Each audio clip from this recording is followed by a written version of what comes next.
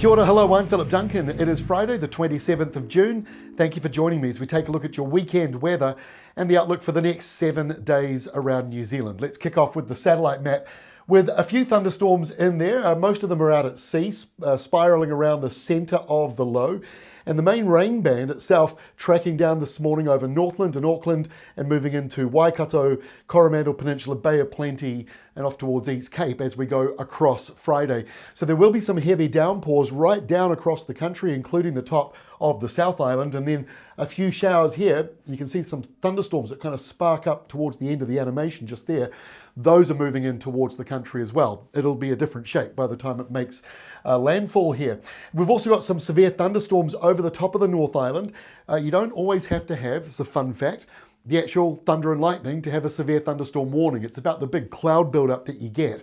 And so you might have noticed this morning there were some severe thunderstorm warnings issued for the top of the country, not necessarily getting the flash of lightning and the boom of thunder, but certainly the very intense rain, and that is slowly moving eastwards. Try and make a bit of sense of it. Here is the air pressure map for this evening. The main low itself over in the Tasman Sea and a new developing low off the eastern side of the South Island. That's going to drift a little further southwards, and you can see around Otago, windy weather and some rain likely to really set in over the next day or so as that system moves around and the low pressure zone crosses over the country.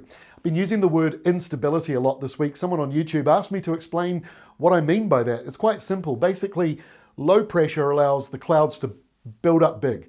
High pressure controls everything. Clouds don't get as big and thundery usually. So when you've got low pressure, out of nowhere, you can suddenly get a downpour that suddenly forms. And so as we go on towards this evening, here is the same timestamp but showing the rain map, this is the area in here that's got the most instability. And so that just means that you can get sudden downpours, sudden showers. They don't necessarily track from point A to point B to point C.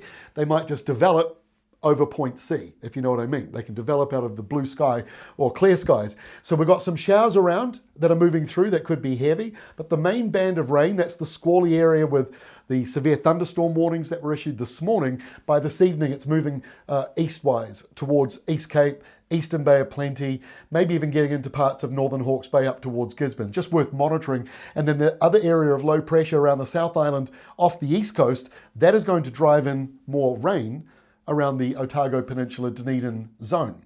So let's have a look at noon Saturday. The good news, the top of the South Island, after the rain, the flooding, you get a break from that wet weather for the most part, but there could still be some heavier downpours as that low pressure zone drifts very slowly eastwards. There could still be some of that instability that we just showed you out at sea with the thunderstorms. So it may not be a thunderstorm, but just those sort of unstable downpours tracking in right across the North Island. So a cloudy day, plenty of showers in there. It's probably borderline between showers and rain because it's more widespread than a shower. It may linger longer, but it's basically broken up rain bands around Saturday. And then you can see this low here off the coast of Otago Peninsula just deepens a little bit. It's not much of a storm, but it's just squeezing up between the incoming high and this low here to drive in some heavy rain around the Catlins and up towards about Dunedin. Disappears the further inland you go, but there will be some snow on the mountains and ranges. Now we're going to get some cold weather because I mentioned that high pressure zone coming in. So clearer skies, lighter winds. We see the frosts returning on Sunday morning here in the purple zone. And then by Monday, not necessarily getting much larger, but perhaps just a little more widespread around the country. We're seeing a little bit more around Central Plateau and further up through the Southern Alps. But most of those frosts, especially here on Monday, are most likely to be in the mountainous areas or the higher elevation zones and some of the valleys.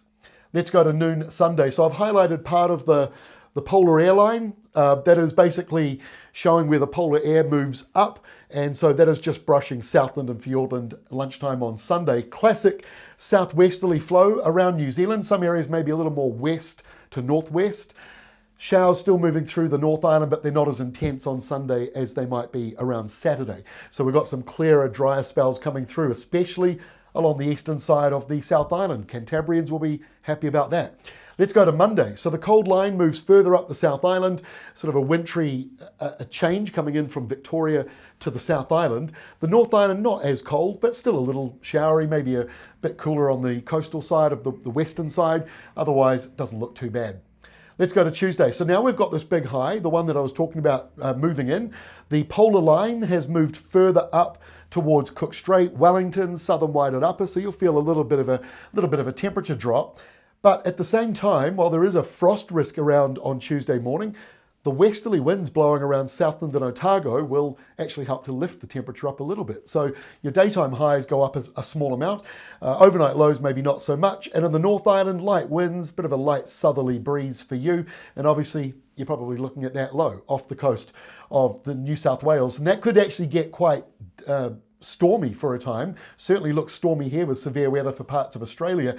By Wednesday, still could be stormy around parts of Australia, but it's starting to drift towards us as this high pressure zone down to the south balloons out to our east, and that allows a bit of a break between the two high pressure centres, and that can allow the low to drop down basically towards us. So we've got a northeasterly flow, subtropical again for the top of the North Island, a few showers in there, nothing much, light winds, so you'll have, like I say, mild-ish days in the South Island, colder nights though, with the clearer skies and the lighter winds.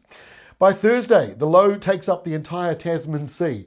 It's actually looking a lot like what we've got right now in New Zealand. Another big low out at sea and another line of sort of heavy downpours that might have thunderstorms or just squally kind of rain.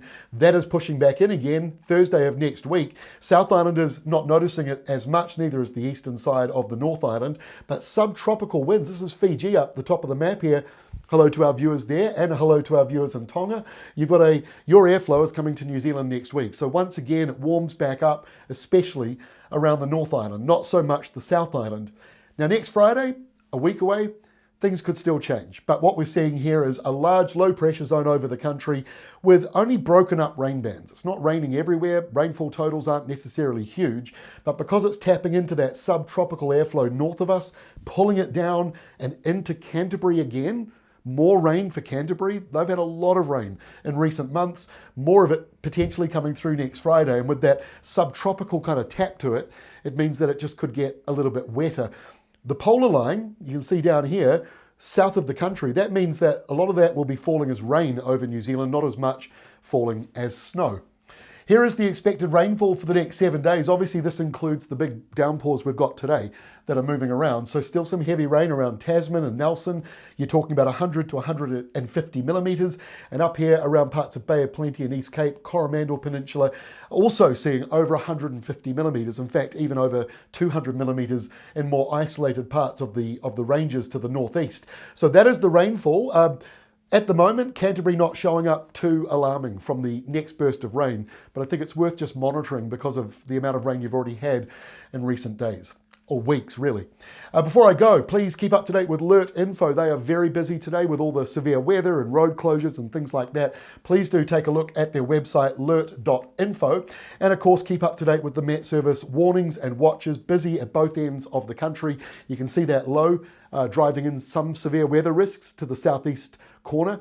And we're also seeing around the North Island, these severe thunderstorms are probably gone by the time you're watching this video, but they are tracking along towards the East Cape area. So we've got some severe weather around both of the main islands as we go into our weekend. That is all from me. Lastly, before I go, hello to Federated Farmers. I know that you watch our videos, especially on a Friday with the Friday Flash, so hello to all of you. And thank you to everyone else around New Zealand and around the world for all your comments on YouTube. They are all read, very much appreciated, and I'm sorry I just can't reply to each and every one of you, but we get so many comments, it's just wonderful to read them all. Have a great weekend. I'll catch you again on Monday.